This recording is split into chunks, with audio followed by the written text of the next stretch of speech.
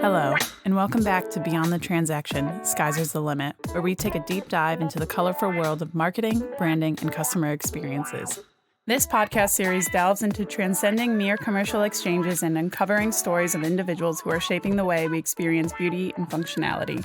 I'm your host, Katie Baldwin, and today we continue to explore the deeper layers of individual stories, going beyond the surface to understand the motivations, inspirations, and creative processes that shape their work.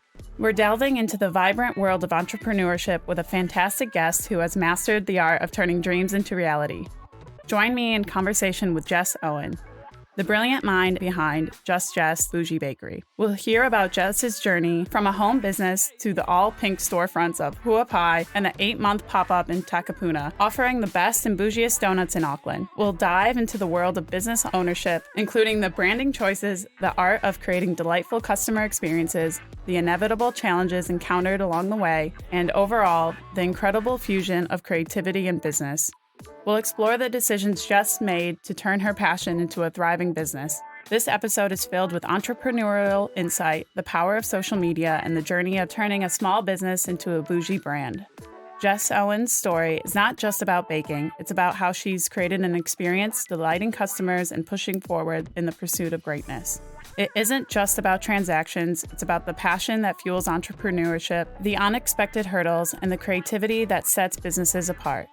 Jess's journey reflects the essence of Beyond the Transaction. It's about building a brand, creating a community, and navigating the twists and turns of operating a business in Aotearoa. So whether you're an aspiring business owner, a fellow entrepreneur, or simply someone who appreciates a good story, this episode promises to inspire, inform, and leave you with a sweet taste of entrepreneurial journey. Welcome, Jess. Hello. Truly so excited that you're here. I'm so happy to be here. I would just love to start off with your bakery, Just Jess Boujee Bakery, for those who don't know. It's become an Instagram sensation. That's how I discovered it. Can you take us back to the beginning? So the beginning was 5 years ago now. We just celebrated our 5th business birthday, which is exciting. Super. The beginning started in my 1-bedroom apartment kitchen with a teeny tiny square oven. I was working full time in a media job selling advertising, and it started as my little side hustle. I just kind of did it at night and on the weekends for fun, and then that turned into people wanting me to make birthday cakes and cupcakes for, their kids' birthdays or the office or whatever, and offering to pay me for that.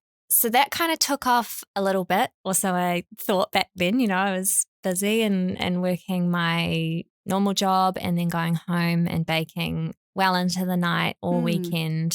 And then I kind of got to this point where, one, I was a little bit burnt out from doing that. And 2, I was really excited because it felt like it could go somewhere. So I had a chat with my hubby and he said, go for it, quit my job, and started the Boujee Bakery, which back then was Just Jess Cake Co. And we had a bit of a rebrand when we got the store. And that was kind of where it started. I had no idea if it would go anywhere, but I just knew that I needed to give it a go. So I worked out my last quarter. I timed it because I was a salesperson that was on quarterly commissions. So I was like, I'm going to smash this last quarter's targets, get that payout, and then I'm going to use that to have enough money in the bank to survive while I try this thing. And that was 5 years ago. Now we've got our main HQ store. We've had a pop-up for 8 months, like you mentioned, over the shore. And it's still just the beginning, I think. Yeah, totally. And to have that support system is so crucial. Yeah, 100%. I was super nervous to I don't know, it's like you think of it yourself, but then to put it out into the world to other people was really nerve-wracking. But him and my friends and family were all just like, yeah, totally go for it. And I think that gives you a little bit of a confidence boost when people that aren't you believe in it as well. You had even people like paying you for it. It was Yeah. kind of that affirmation that you needed. People will pay for this. Yeah, and gosh, back then I'd charge like $50 for a cake or something, and we've got to start somewhere. One question that I just always had, was pink always an important aspect to it? It's just my favorite color. And it's funny, I kind of say now, it reminds me like of Beyonce and Sasha Fierce. I've got like Jess Owen and I've got Just Jess. Yes. And Just Jess is like my little girly outlet. And it's like everything pink, and it just gives me that, fills that little girly cup. And yeah, it's just always been my favorite color. I couldn't see myself making a brand or a logo with any other color. Like it never came into the equation. It was just pink always. Well, I love that because I feel, I'm in the business of color, I guess. Yes. It's more of just, embracing the color into every aspect. It's not like you only just painted the walls pink. You went every detail you could. Everything that I can possibly find. And I know that it's paid off when I literally will get an Instagram DM every week. Someone's just seen something pink. It's a car, it's something else, it's random. And they send it to me and they're like, hey, thought of you. And I'm like, yes, we have nailed that branding. Yeah, that is so good. I was just going to ask, like, do your friends and family just like see a shirt and they're like, oh, all the that's time. Your color. And followers, people I've never met Yeah. in a different country even. And they'll just send me something and they're like, I thought of you. Beyond just your love for pink, did you ever think of this as like a part of your branding strategy? Not entirely. Like I knew I wanted pink to be the color of the brand. It probably wasn't. I'd worked in advertising, so I did really understand the importance of having like a strong brand identity.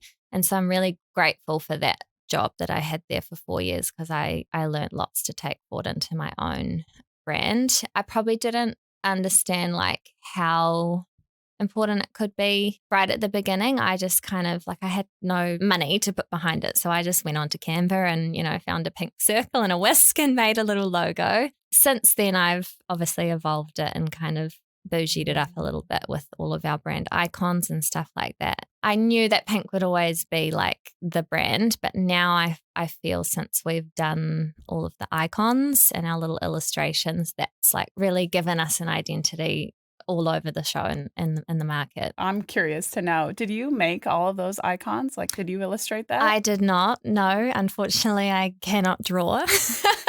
No, I have an amazing graphic designer, Christy from Pink Pony Creative. She was a friend of mine. We went to Pony Club together when we were like kids. Right.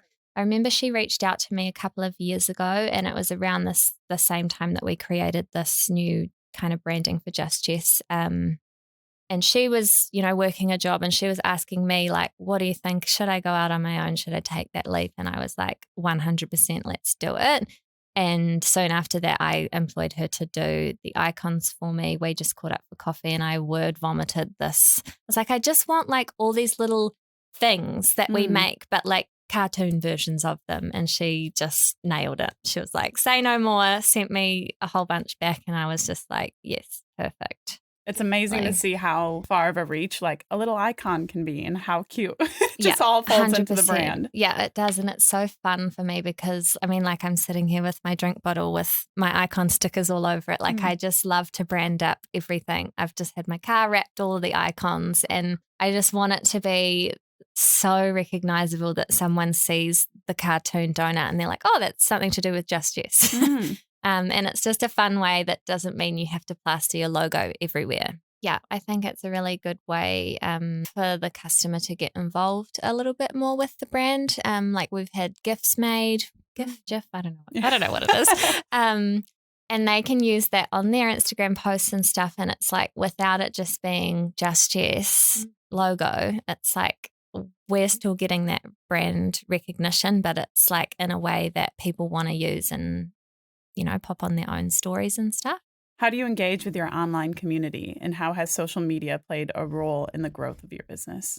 Social media is probably the number one thing that's contributed to our growth, our everything. Like that's just where it started. Probably only up until very recently, but even now I've never paid for any advertising. I've never paid for marketing. It's only recently I have employed free from Savvy Social to help with some of the social stuff just because I'm so busy. But I didn't really plan for it to be that way. It was just I started my business at home by myself, and it's boring and kind of lonely. And I'm like, there's no one to talk to. And I just started showing up on my stories and sharing what my day-to-day life was. And people loved it. Like, I guess a lot of food brands, I mean, it's definitely more prevalent now, I think, with like the evolution of TikTok and everything and vlogs. But back 5 years ago, it wasn't such a thing. And people would see this beautiful food that you'd create, right? Like the end product. But no one was really showing the behind the scenes of what went into it. So I just started recording time lapses of my day, baking cookies, baking cakes, making donuts, and just that on stories grew us so much. It must have just been a word of mouth thing. People would just reply to me all the time, this is so satisfying to watch. And so I did that. And then I started sharing a little bit more behind the scenes of my actual life as well as just the baking life. And I figured out that people like to buy from people. And so seeing like a personality and a face of the brand, people, I feel like they really want to support you more because they're like, you know, I can see Jess showing up here, working her ass off every single day, and I want to buy something because that's going to support her and keep her going. So I just found it so fun, and interacting with people every day through messages, it kind of just like kept me social and entertained while I was working alone all day by myself. I just love it. I love creating content. Like, it's such a fun part of my job that I really like to do. Even just like posts that I make, like people love to see a post of our beautiful food. But if it's me in there, or if they watch me creating it, they do so much better engagement wise if I'm making something or doing it rather than just showing the food at the end. I also think there's another layer to this discussion with, especially, I don't want to go deep into this because I'm not like a tech bro, but like AI. So oh God, don't get me started. It freaks me out. No, but things can look so perfect. And so you kind of have this hesitancy of, is it real? And then as soon as you see someone in it, I mean, that's even getting a little blurred. But when you see someone in it or interacting in the world, you're like, oh, this is real. Yeah. Maybe even that like 5-year mark when Gen Z kind of like really entered into the picture online, they came into this with like almost boycotting Instagram and how much filter was on it. Hence the rise of TikTok. And just going back to your point in another way, that the reality means so much, and kind of that unfiltered behind the scenes look is valued so much. For my like business specifically in our industry, it's so labor intensive and like so many steps and things go into that. You know, we'll have a banoffee donut, but we've made the dough, which is made the day before, then we've rolled the dough, we've made the caramel sauce, like there's so many different things that really made people appreciate the end product and the price of that product, I think, a lot more because they've seen how much work it takes. Yeah, it's not just something you can whip on that bakes for 20 minutes. I wish it was. Put it on display. It'd be a lot cheaper. That's funny that you say you're not a planner because baking is huge. As you said, you have to make the dough days before, and then you have to bake it, and then you have to dress it, and then make sure it's all fresh for the consumer. It's interesting because baking is it's like super precise, and like weights and measurements of things are really important. But I just I'm loose. I'm loose with it. Nice.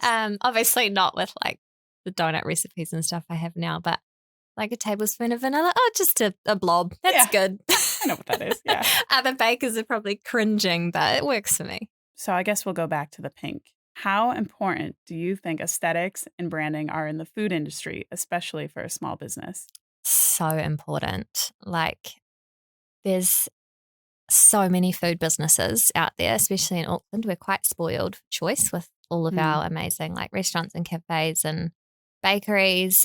I think it's really important to establish, like, it's just all comes back to your brand identity, right? Like, I find as many pink things as I can, and people love it. They comment on it. They want to come and see the store because it's part of the experience.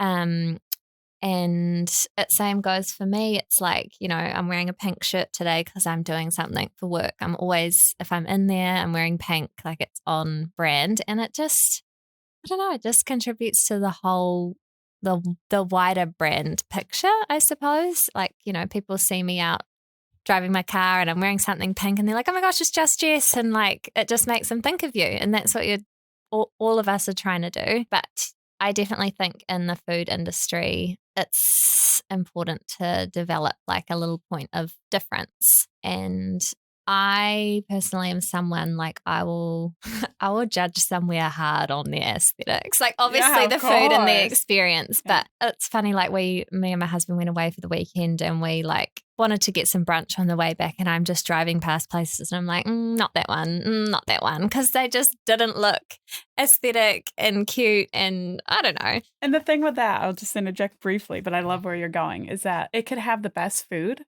but because it's not presenting well, it's a miss. Yeah, and I don't know if everybody really understands that. I mean, small town New Zealand, rural New Zealand, it's probably a little different. Like Auckland is so saturated that you kind of have to do something to stand out. But I just think for us, it makes people want to come and see the store because it's like everything's pink. I'm going to get a cute photo of my coffee with the pink wall and the icons, and it's just, part of our experience. And I definitely think that it makes more people come out than just going to another bakery because they've got good donuts, you know? Also, this draw of, I see it online all the time. I want to partake in it. I want that experience, but it's also like, I want to see what all the fuss is about. I want to join the online community, essentially. Yeah, that's like my business model pretty much. And it started with, before I had the stores, it started with like the donut day thing. And I would do like a limited drop and it was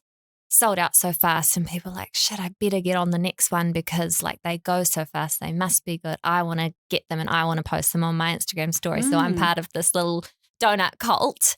And that worked so well for us. And then I kind of just translated that into the store. It's like, it's Instagrammable, it's cute. Like people want to come to get that shot, to share it on their story, say I've been there. Obviously our food is also amazing. And then they're like, wow, I didn't expect it to be that good, but yum.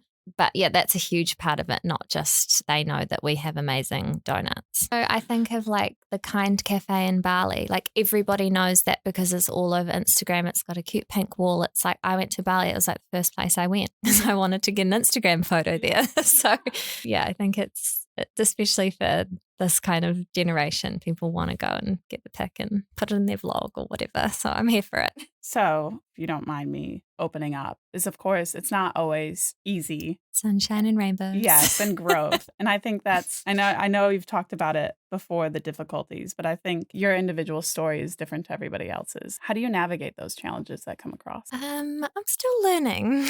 It's rough. Business is freaking hard. People always ask me, what's like one thing you wish somebody told you? And I'm like, that I would cry so much. Like I did not picture this future with so many breakdowns, but here we are. It's tough, and especially like as a small business, and like I always say that my brand is just like an extension of me. So it's real personal to me, and it's my little baby, and I take it super personally, which I'm trying to work on because I know I need to like separate that, because something for me is like if I get something negative come through and I have to try and like take my personal feelings out of it, that someone's like attacking me personally, and see it as like a professional, this is feedback or whatever. I just think that I have to be in like, try and keep myself in like a good, strong place. And to do that is to look after myself first. And people talk about like balance, which I feel like when you own a small business, it's never like this even scale. It's one side's tipping, and then hopefully there'll be a point where the other side can tip for a little bit and like fill your cup back up. More often than not, it's out of balance for a while, but I have learned to really prioritize looking after myself by exercising and eating well. When I'm doing that, I can just handle everything else so much better. And I have to book time off in. Yes. Does that make sense? Yep. So it's in my calendar, like day off, and it's like I'm not answering my phone that day. And it's hard because when you have a small business, you know, like You don't have money coming out your ears. So you want to pick up and say yes to all of the opportunities because you need to, but you can't. You can't do it all. And it took me ages to learn that. And I've had a lot of burnout times. It gets to like every Christmas and I'll finally stop and have my Christmas break and I get sick because I've just like run myself ragged for the last month. So I'm really trying my best to prioritize looking after myself and like my health first of all. And that means having time off. And with the closure of our pop-up store, it's allowed my team to like get a little bit smaller again. We needed like so many staff to do that second location. And it's just taken the pressure off a bit. And it's meant that I'm having 2 days off in a row, which I haven't had for the whole year since I came back in January, you know. So I just feel like human again after those 2 days and I'm ready to go back to work. Yeah, so just prioritizing that rest and doing the fun things to make you have a full cup. And the other thing is having a good support system. That's like super important. I am really lucky, and I don't think it's like lucky because I feel that this is just the way it should be, but I hear from a lot of other people that it isn't like this. But like the group of girlfriends that I've got around me, like we're just so here for everybody's growth and success, and like all of us are just hyping each other up every day. You can send someone like, you know, you're having a tough day and they're there for you. You can send them a really big win that you've had and they're like, fuck yeah, go you. That's amazing. And they're not jealous and they're not, you know, taking it personally like it's a failure of them. It's like there's so much room for everybody to succeed. So if your friends aren't doing that, you need to find some new ones. That's what I would say. It's super important. So would you say this group of girlfriends, are they all business owners? Mostly, yeah. And I don't know, I guess I attract that in my life because it's people that you can relate to. But yeah, I would say like my 5 or 6 besties all have their own business.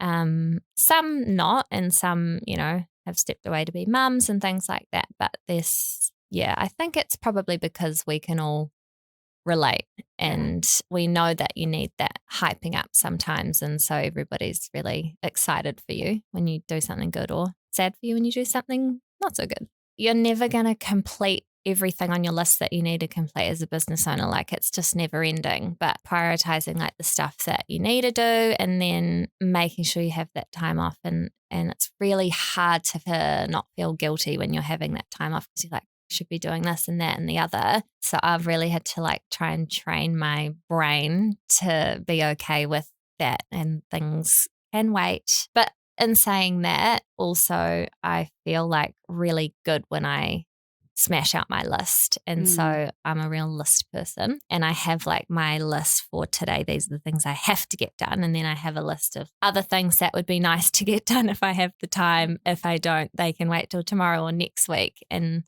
I try my best to like, you know, do one of those things before I have a day off. And then I just feel so proud of myself that I've like achieved it. And I'm like, okay, I'm going to relax today and I'm going to turn off my phone and I'm not going on my emails. And like a bulk of this year, working on something big that didn't go well, didn't go the way that I planned. And I have only realized now that it's over, looking back, how much of like a stressed out state that I was in that was so bad for me and my health and my well-being. Like you always say at the end of the year, wow, that was a really hard year, but this has been my hardest year that I've had. And once that was all kind of settled and done, I really like had a talk to myself, and I'm like, you need to prioritize looking after yourself now because you've put your body and mind through all of this. And it was kind of unavoidable, you know, like I couldn't just be like, oh, I don't want to do this anymore. But you have to make time and prioritize it. And since it's probably been about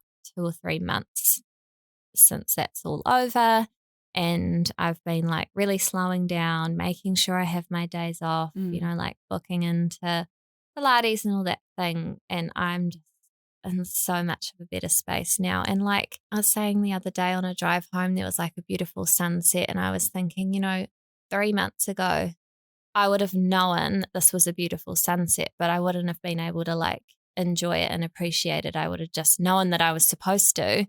But now I just am like, wow, that is stunning. Like what a beautiful sunset and you know, doing things with your friends, you would do it to try and fill your cup. But because I was in such a not good space, I just find myself wanting to get out of there and go home and be by myself. And then now I'm like, wow, I really enjoy being with my friends again and doing fun stuff. And I think that's definitely a direct result of just, slowing down, prioritizing the time off and the break, the mental break from the business stuff. And like you kind of realize it a little bit at the time when you're in it, but it's just like, it's so hard. So it's just like, you don't have the capacity to think about how to deal with it, you know? Yeah. So I now have learnt so much about prioritizing that rest and the mental space, and I can carry that forward into what, you know, there may be another big stressful situation to come, but I'm going to have so many learnings of how to like deal with it better.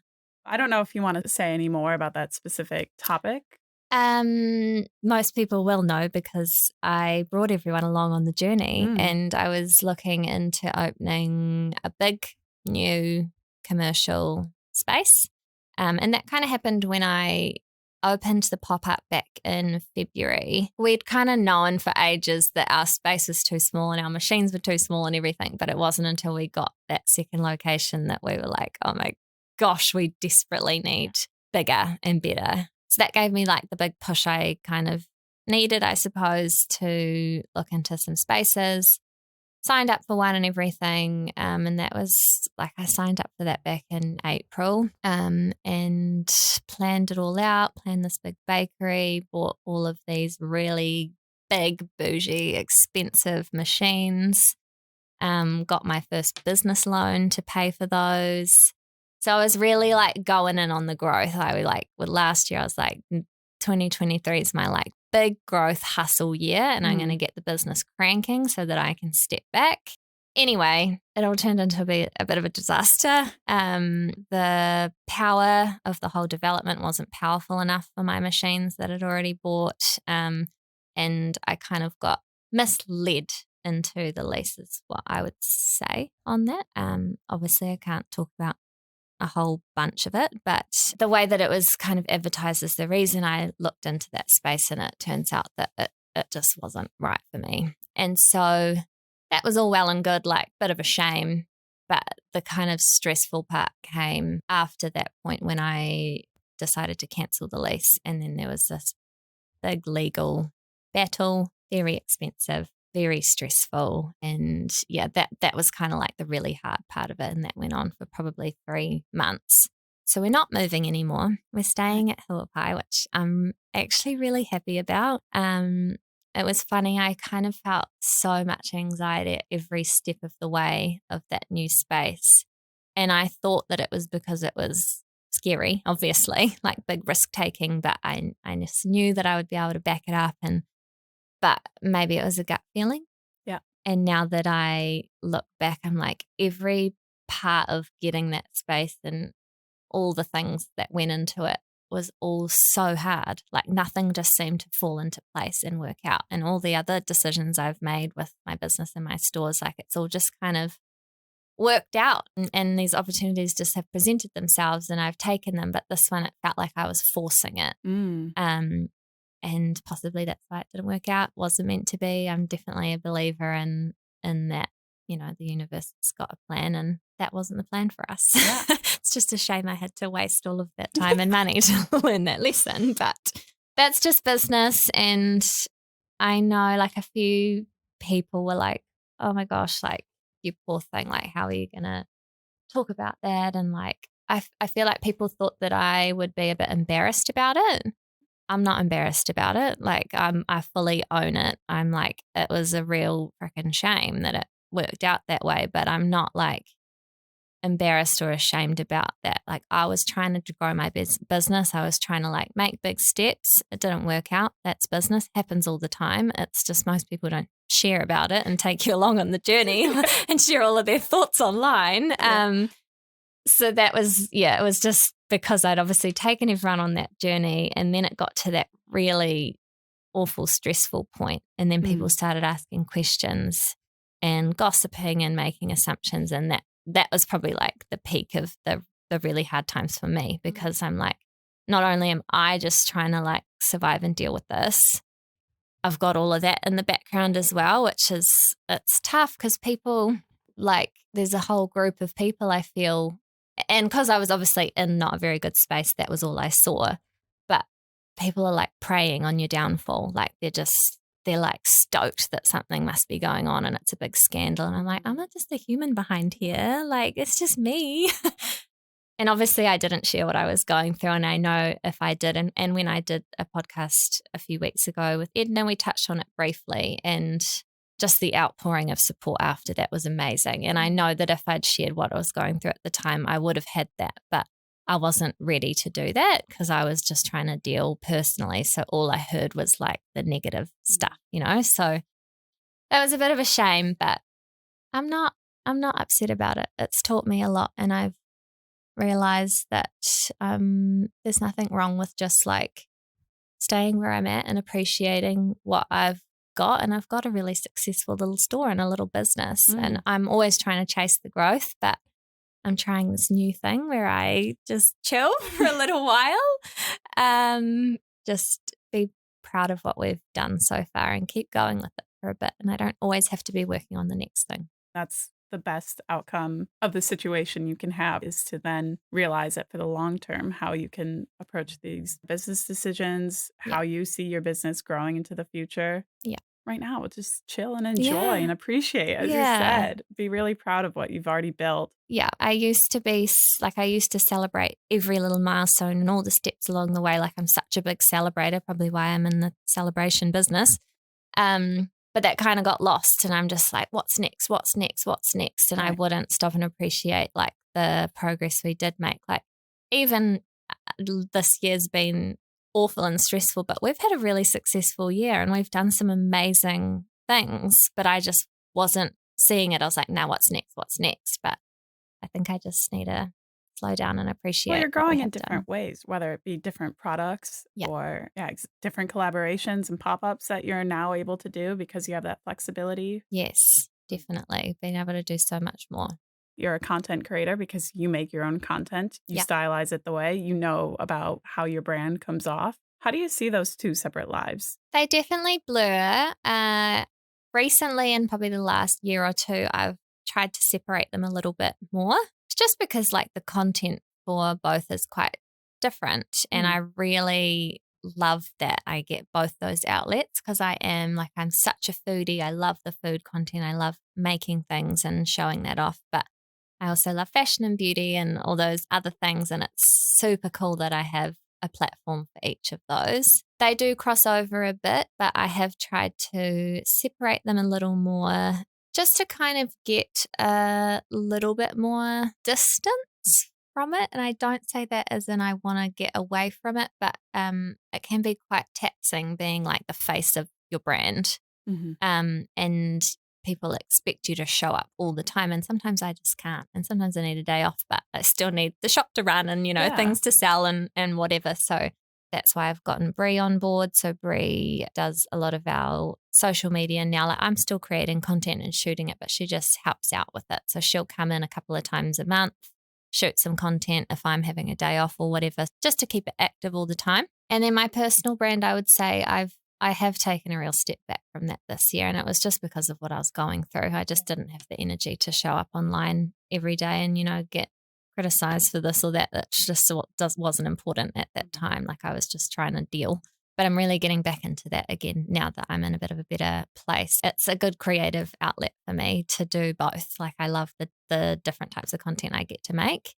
What keeps you inspired in your diverse pursuits? I would just say everything, like everywhere. Like, I will literally like be driving down the street and I'll see some cute little building and I'm like, oh, I can just picture like a cake that's going to go with that building or something. Yeah. It's super random. Or I really love when people, if I'm making their birthday cake, I'm like, can you send me a photo of your outfit? I want to like make the cake to go with your outfit. It's just everywhere. Definitely lots of like fashion. Fashion is like super inspirational for me with like translating that into food. Seasonality as well, which would be the same for a lot of foodies. It's like, strawberries are in right now. Like, what's all the cool shit we can make with strawberries? And for my personal, there's definitely like just other people's content that I watch on TikTok and stuff. Like I love kind of finding new ways to edit stuff and like different ASMR things or like vlogs with real sound. I'm like, wow, I really enjoy like listening to this. So I'm going to try and make one. I wouldn't say like specifically any people, just everyone that I follow. I'm like, do something and I'm like, oh, I'm going to try that next time I make a vlog or whatever. So just everywhere, all around me. One of the main themes of this podcast with our first guest, Caroline, she's into design work. And a paradox is beauty and function. So I don't know design. I'm looking at this table and is that a functional table? If it's glass, like someone could kick it and break it. There's lots of fingerprints, got to clean it all the time. Exactly. So this beauty and function, I think it translates really well. And I think you touched on it earlier when you were saying it's that balance of like being everywhere and being the brand. Yeah. Is that kind of that creative side and then for beauty in the design world's terms. And then function is you need an operable business. You also have to be a businesswoman. You also have to make those decisions. So I'm curious to know, how do you see that? Do you try to balance them? Do you try to do all at once? I'm the queen of having all the things on my plate at the same time. I try my best to like block my time and I'm like, this is a creative day. This is an admin day. But then it might get to that day and I'm like, I don't feel like emails today. I want to go and film something and make something. So I'm a bit fluid with it and I should probably be a little bit more strict because the email inbox just kind of falls by the wayside if I'm like, I don't know, I just have weeks where I'm really inspired and I just want to get in there and make things and I'm like, oh, the emails can wait. But yeah, and then the other part of that is like you were saying, there's kind of this expectation to show up for the business every day, even if I don't feel like it. That's been really great to have some support on that. I mean, when I was obviously alone working by myself, I couldn't afford that or anything. But now it's like my team's online and sometimes they'll help me out with it. I don't personally do this, but I know it is helpful for a lot of my friends is they'll bulk create and schedule so that they're always active and they're always online, but it's not necessarily like they're doing it right in that moment. I'm not a planner. We've already talked about that. I'm like, I'm just going to shoot this and make it today and post it right now. Yeah, that's relevant. But yeah, that's just how I work. And I do like that live kind of sense of it.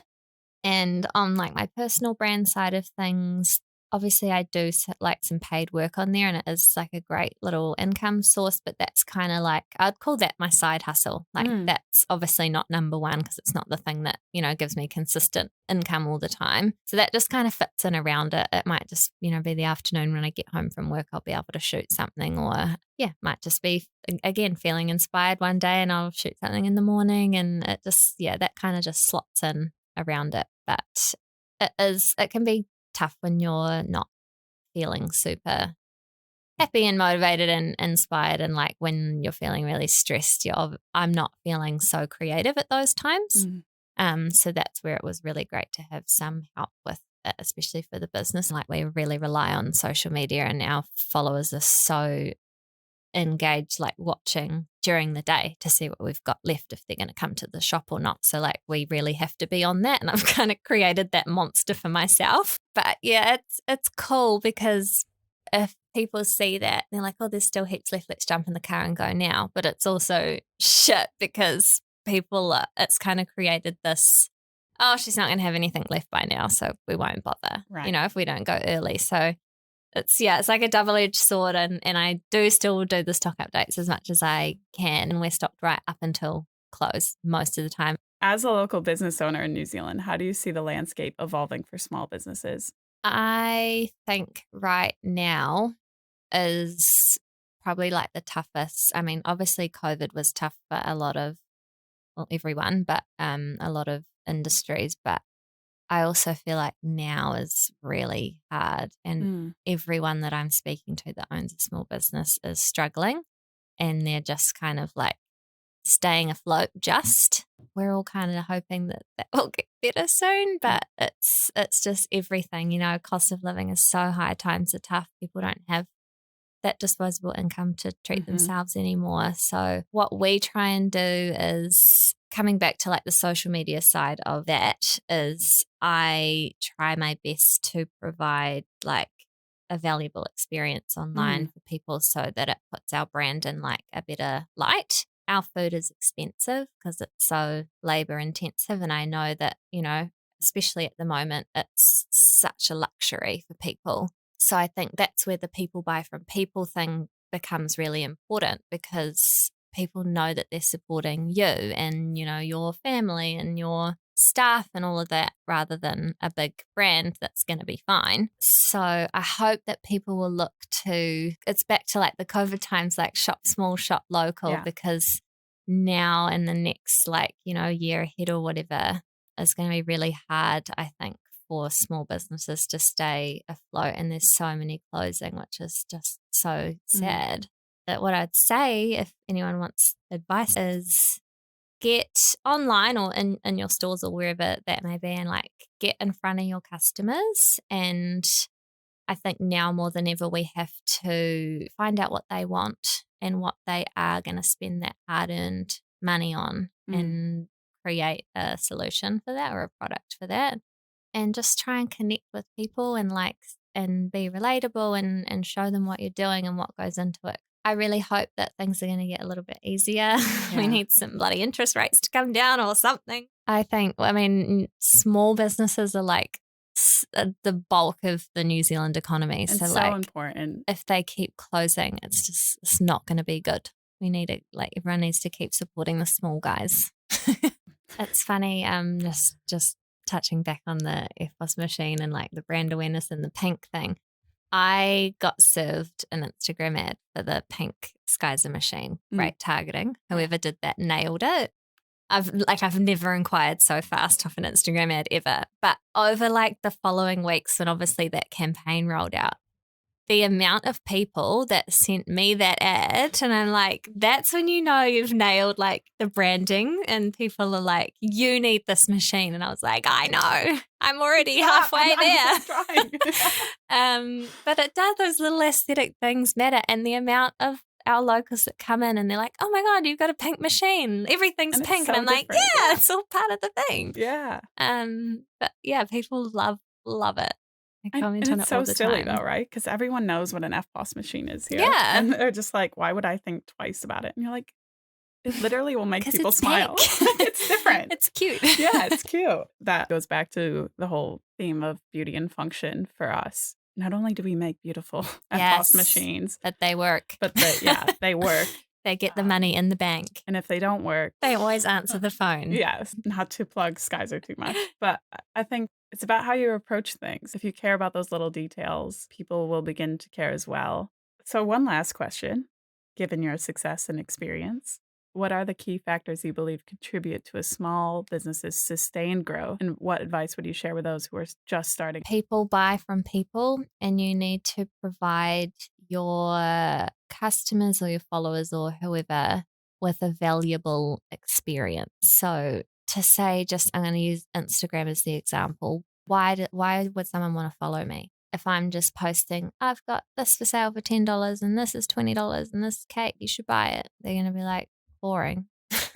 And I think a lot of people, especially when they're starting out, you're desperate and you need to sell some things to, pay the bills. But people just see right through that and they get bored of it. So I think it's really important to create another part of that platform to be valuable for them. Are they going to learn something? Are they going to, get the little ASMR dopamine hit from watching one of your videos? Is it fun for them to watch? Is it, they need to come to your page or your business, and there needs to be another reason that they're there, not just to buy shit from you. And I've always been that was something I learned in my old job, that media needs to be a value exchange. What are we giving back to the consumer for them to engage with us or follow us or buy from us? And the second part of that is when you do that, I think you create really good relationships with your customers or your ideal customer, even if they're not, I have relationships with people overseas that I've never met, that are followers, and they, love our content. And then you can really figure out who your customers are and in turn what they want. I probably have two main customer groups, I would say. And one is people that are sort of my age, like in their 20s, 30s, they want to come and get the Instagram shot and buy a bougie coffee and say that they've been to Just Jess and that kind of thing. And then the other part is like a lot of mums with young kids and they want to buy birthday cakes and they're so busy and time poor that if we can, they can order a cake from us and it shows up and it looks amazing, great. So figuring out who they are and then how you want to talk to them and what you can create for them as a product rather than just, I've made this product and you should buy it. It's like, what do your customers actually need and want? Not just, you can't just put it out there as, this is what I've made, everybody should buy it, because not everyone's going to buy it and not everybody needs it or wants it or sees the value in it. So you've got to find your people and really create that relationship and listen to them. Like we're constantly asking our followers, what flavor should we do tomorrow or what cookies do you want next week? And they feel like they're part of the journey and they're decision making, and then that it's kind of fun for them and they're like, oh my God, she used my suggestion, I'm going to share that or buy that, or they just feel good about it. As you know, you're not operating in the void, right? You could be making the best cake ever, but it doesn't really matter if no one's there to buy it. Yeah. Well, that's it. Thank you so much, Jess. It's honestly been such a pleasure. Tell the people what you want to do or what they should do. Should they go follow Just Jess? Blah, blah, Definitely blah. go follow us on Instagram and TikTok. We're Just Jess Boujee Bakery, and we'll hopefully provide you with some really cool content to watch. And if you're around, come see us at our stores. We have delicious food and coffees. Yes. And I'm not used to plugging my business. I'm like, what do I say? But come follow us, come see us. I love it. You won't regret it. Do you have anything upcoming? We're just ready for a big Christmas. We're about to drop our big pre-order range for Christmas. So we can do the baking. You can take the credit. We don't mind. We're going to pop up at a few markets in December just to get out there, do something different. But then we're going to take a break over summer and just have a couple of weeks off. So hopefully that'll provide a little brain space, and then we'll make some big plans for next year. Awesome. Well, thank you, Jess, again for sharing your that was fun. And the conversation. This was an episode of Beyond the Transaction. Tune in next month. Bye. Bye.